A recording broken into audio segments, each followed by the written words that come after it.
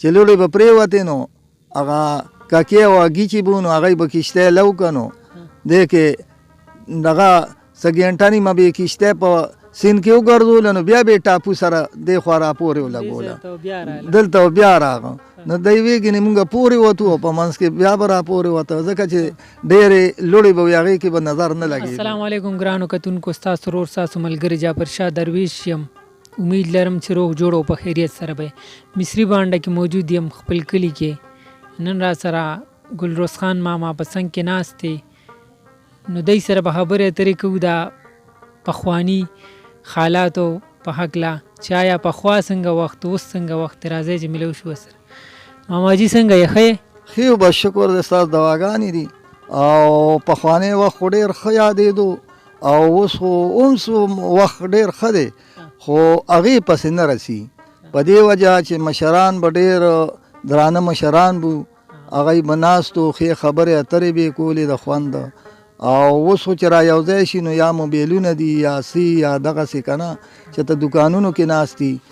هغوی به راغو نو په حجره کې به ناستو او ښې هغه زړې خبرې به یې کولې او خلک به ورته ټول ناستو او یو بل ته به یې که نه دغه مغه معلومات کول حال احوال به یې وي. او مونږ به خپله چې چېرته کېناستو نو مونږ به بس دغه یا دغه کتاب چې چاته به کتاب ورتلو نو هغې ته به مو غوږ کېښودو، دغه کله د مومن خان شیرینه کیسې دغه به مو یادولې که نه داسې به اورېدې به مو، کله به مو داسې د نور د ګل صنوبر کیسه به مو پکې واورېده، داسې به ډېرې کیسې به مونږ د ځینې به داسې زمونږ نه مشرانو هغې ته به مونږ غوږ کېښودو او داسې د عمر فاروق رضی الله عنه یو کیسه وه هغه به مو اورېده دغه کې به وي نو مونږ به ورته کېناستو ځکه چې هغه د ډېر د عدل او د انصاف حکومت کړی دی او خلک به ورته ډېر خوشحالو. نو بس دغه زمونږ دغه خبرې اترې دي. جعفر شاه څنګه حال تاسو څنګه یې؟ خیر دی، شکر دی. دا راته ووایه کشتو هغه دور خو که نه د پول دا دور ښه دی؟ یاره اوس خو د پول دا دور ته ښه دی په دې وجه چې ټول خلک په خلکو ته څه تکلیف نشته که نه. او کشتو دور داسې و چې هغه به کشتۍ راښکې ماڼګانو نو داسې راغه دغه نه به راواغېشتې د لرې ځای نه به یې راواغېشتې او هغه حاجي جومات سره به کشتۍ لګېده نو ډېر ټیم به پې تېرېدو. بیا به پکې داسې چلو شو چې دغه به راغو باد به چالو شو نو دا بادوانۍ کشتۍ دا باد دغه به ورته ولګو. بل داسې خبره به پکې کله ناکله راغه چې دا خلک به کارخانې ته تلو نو دا لوړې به پرېوتې چې لوړې به پرېوتې نو هغه ککې او اګي چې بو نو هغوی به کشتۍ لو که نو دی کې دغه څه ګنټه نیمه به یې کښتۍ په سیند کې وګرځوله نو بیا به یې ټاپو سره دې خوا راپورې ولګوله دلته بیا راغه نو د یوې ګنې مونږ پورې وتو او په منځ کې بیا به راپورې وته ځکه چې ډېرې لوړې به وي هغې کې به نظر نه لګېدو ښکارېده به نه. نو بس دغه وختونه د پخوانو دغه بس خو دومره ده چې خلک پکې خوشحال و، خفه کېدو به نه او ټوکې ټکالې به م یو بل سره خلکو کولې په هغې باندې نه خفه کېدو. اوس خو چا سره ټوکه نشي کولی، هر سړی بد ګڼي که نه. نو مونږ وایو چې یاره هغه پخوانی وخت ته مونږ ته ښه یادېږي په دې وجه چې هغه زمونږ نیکونه هغه به دا خبره کوله وایي هغه شیرداد بابا نو هغه به وایي چې وایي د پیسې چې د پیسې ګوړه وایي شغاله پیو پسې ځغله دغه به پکې دا خبرې وکړي خلکو به یاره دا څنګه چل دی د پیسې اوس که چاته وایي نو وایي دا مړه څه دروغ وایي. نو اوس که مونږ چاته هغه زړې خبرې کوو که نه نو وایي دا دروغ دي. نو مونږ اوس ځینې وخت کې غلي کینو او بس دغه خپل مونځ اودس ته چې لاړ شو نو دغه هم اوس مونږ ته لوی غنیمت دی. او هلکانو ته خو مونږ وایو چې یاره تاسو هم ګوره خپل کوشش کوئ بس مه ګرځئ او خپل ځان ته ګورئ او دا به مو په کار راشي په دې وجه چې دا ګوره یو ټیم وي سړی پې نه شي هلکواني دا ټیک ته دیواني وي که نه خو نه داسې کار دی چې یاره د دیوانۍ کې به هم سوچ کوي چې یاره دې کې د سوچ وکړو نو ډېر ښه به پاتې شي او که نه سوچ دی ونه کړو نو بس بیا به بې سوچه خو تا ته پته ده چې سړی نه شي ګرځېدی او نو بس جعفر شاه دغسې حالاتو بس شکر دی هغه پخواني وختونه مونږ ته ډېر ښه یادېږي اوس هم انشاءالله چې دغه دی دا سره دا هلکان هم ښه دي شکر دی مانځه ته هم راځي او ښه دغه کوي او د مشرانو هم پکې داسې چې چا ښه تربیت ورکړی نو هغه یې ښه عزت کوي او بعضې چې نه کوي نو هغه خو تا ته معلوم دی چې هغه خو بس په ډکې سواري هغه خو ګرځي هغه خو دا سوچ نه کوي. ماماجي خپل عمر راته ووایې او آیا په کلي کې چې کم مشران پاتې دي په زړو کې هغوی نومونه راته وایلی؟ اوس و کلي کې زما فلحال دغه او یا کاله عمر دی لا یو کال کم یا زیات کنه او داسې زمونږ کلي کې چې زه سوچ کوم نو زمونږ په دې مالت کې دغه چې دی خیال ګل لا مشر دی، بیا دې کې ورپسې باز محمد لا شو، افسر خان لا شو او اونس خان لا هم دی هغه هم مشر دی او د زر محمد لا هم مشر دی. نو دا زمونږ په دې ماله کې داسې لکه مشران دي او مونږ چې دی نو بس مونږ خو اوس هم هغه دغه خبره وایي دغه کاغذونه ځان سره اغشتي دي ځکه چې بس واپسی کیو، خو بس الله دې خیر وکړي نو بس خدای پاک دې ټولو باندې خپل فضل او خپل رحم وکړي. او جعفر شاه سره د ناست یم، جعفر شاه وایي یاره څنګه حالات دی؟ نو زه ورته وایم یاره حالات خو شکر دی ښه دی. نو بس په دې کې ټوکه ټکاله کې لګیا وو. ماماجي دا مونږ د ډېرو مشرانو نه اورېدلي دي وایي چې زمونږ مشرانو به وی چې داسې وخت به راشي چې په خپل کور کې په کرایه اوسئ، نو هغه دا بجلي او ګیس یې یادول. ښه بل مو دغه اورېدلي دي چې غم هادي به چېرته وشوه او بیا هغه اطلاعګانې نو نن سبا خو موبایلې دي او نیټونه دي، اطلاع به دې چې وړه نو هغه به څه حساب و؟ اطلاع چې دی وړه نو موبایل خو نه وي، هغه به لا به د سورلي اس مسکتو نو چېرته لرې ځای ته به چې تلې نو اطلاع به دې وړه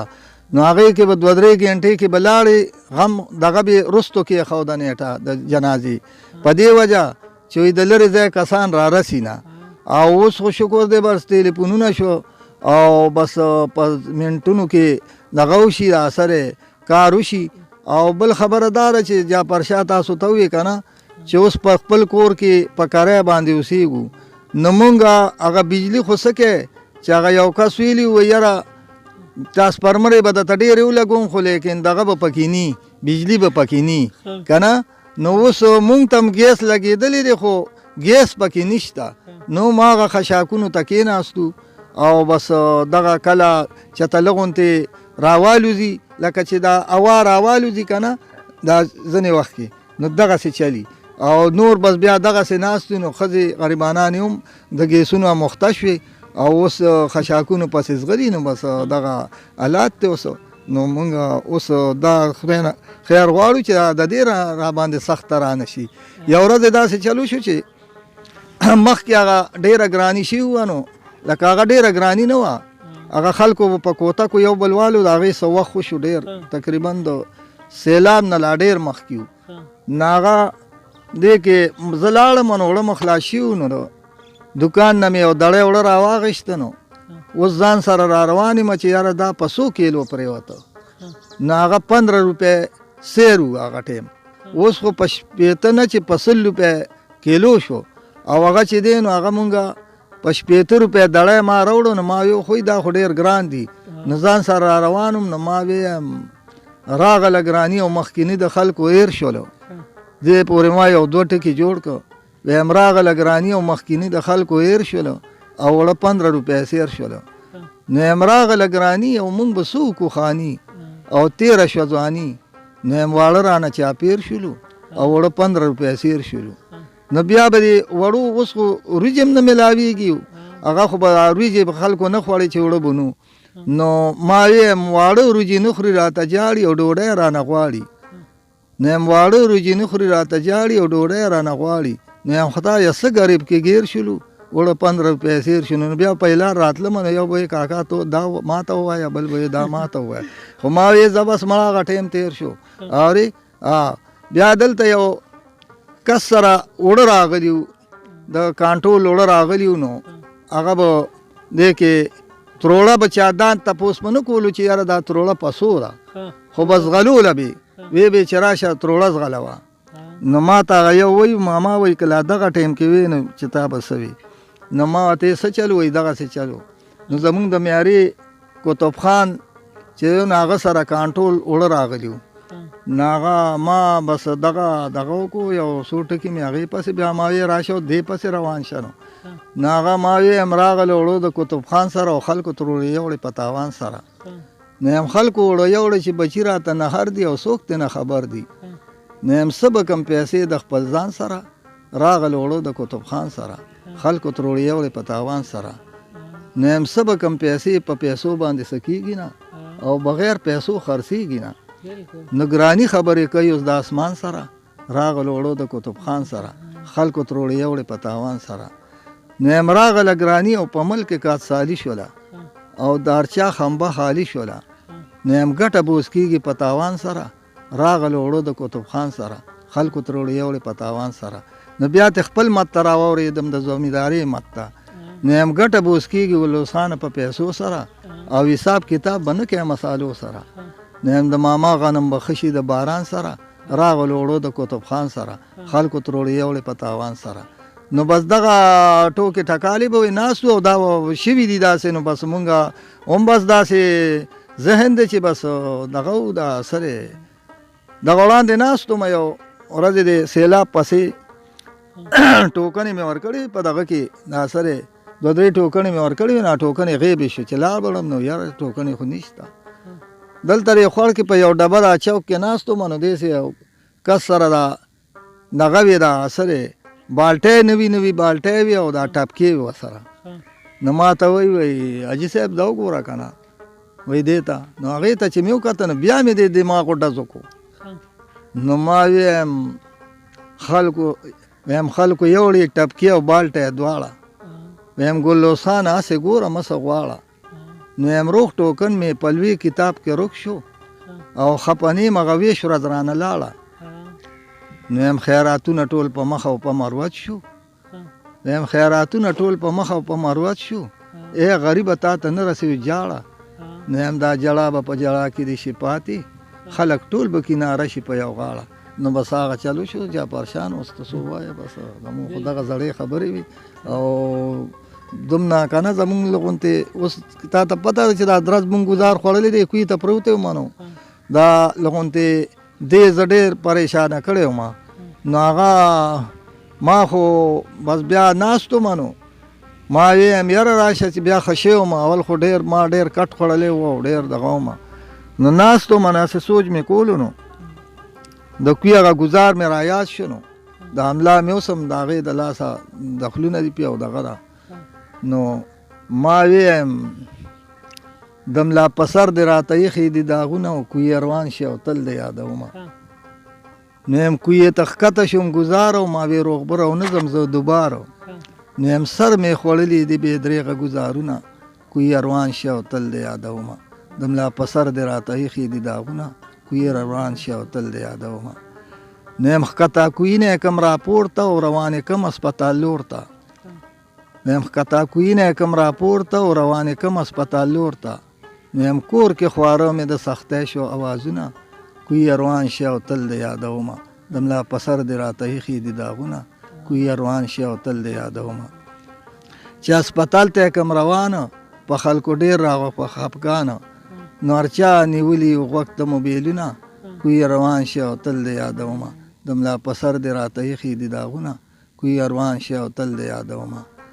نو یم شکر ګزار یم د الله دوباره ژوند دې راکو بیا نو په ګلوس خان وایي رب ډېر وکړه رحمونه کوی روان شي او تل دې یادومه د ملا په سر دې راته ایښي دي داغونه کوی روان شي او تل دې یادومه یا پرشا هغه کوی چې دی نو هغه چې هغه دغه شی روان شوی دی نو بس هغسې دغه روان کانډار پروت او ګپ مو لګولو او بس تاسو ډېره ډېره مهرباني او په ټولو باندې زه ډېر سلامونه وایم او ستاسو زه ډېر شکر گزار یم او انشاءالله چې بیا داسې موقع راشي نو خیر دی بیا به هم داسې څه پروګرام جوړ کړو ځکه چې جبار شاه خو بس دلته کېوي هغه خو دغه زمونږ یو پیر مثال دی هغه نو بس تاسو بس په دې باندې زمونږ نه خفه کېږئ مه او مونږ ته دواګانې کوئ او مونږ به تاسو ته دواګانې کوو السلام ملګرو تاسو واورېدو د ګلروز خان ماما نه ښکلي ښکلي شعرونه دا تیر وخت یادونه امید لرم ستاسو به خوښ شوي وي په دې سره موږ ته راکړئ اجازت د لوی الله په امان